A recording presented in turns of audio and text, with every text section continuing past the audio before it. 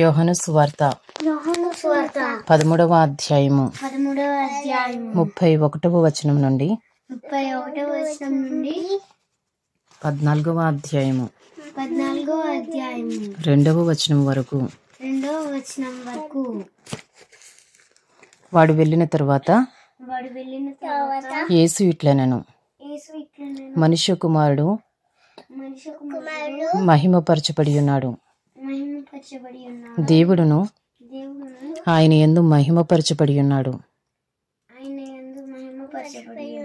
దేవుడు ఆయన యందు మహిమపరచబడిన యెడల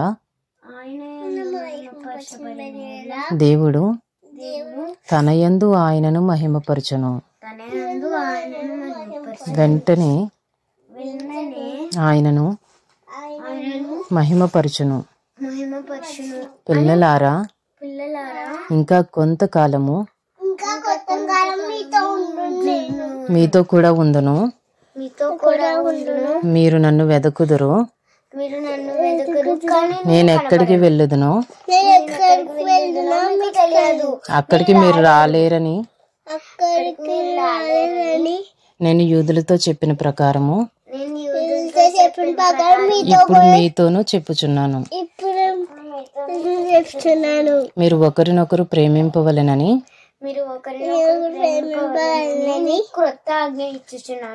మీకు క్రొత్త ఆజ్ఞ ఇచ్చుచున్నాను.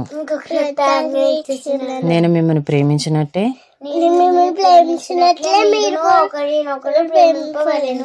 మీరును ఒకరినొకరు ప్రేమింపవలెను. మీరు ఒకని ఎడల ఒకడు ప్రేమ గలవారైన ఎడల దీని బట్టి మీరు నా శిష్యులని అందరూ తెలుసుకుందురు. నేను సిమోను పేతురు, ప్రభువా నీవెక్కడికి వెళ్ళుచున్నావని ఆయనను అడుగుగా యేసు మీరు ఇప్పుడు రాలేరు, ఆ తర్వాత వచ్చుదురు. నేను వెళ్ళుచున్న చోటికి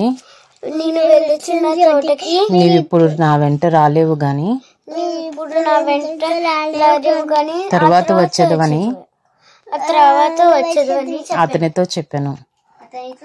అందుకు పేతురు, ప్రభువా నేనెందుకు ఇప్పుడు నీ వెంట రాలేను? నీ కొరకు నా ప్రాణము పెట్టుదునని ఆయనతో చెప్పగా యేసు, నా కొరకు నీ ప్రాణము పెట్టుదువా?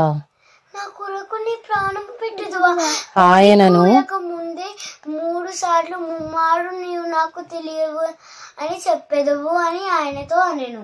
ఆయనను ఎరుగనని నీవు ముమ్మారు చెప్పకముందు కోడి కూయదని నీతో నిశ్చయముగా చెప్పుచున్నానెను. యోహాను సువార్త 14వ అధ్యాయము. మీ హృదయమును కలవరపడనీయకుడి, దేవుని యందు విశ్వాసముంచుచున్నారు, నా యందును విశ్వాసముంచుడి. నా తండ్రి ఇంట అనేక నివాసములు కలవు, లేని ఎడల మీతో చెప్పుదును.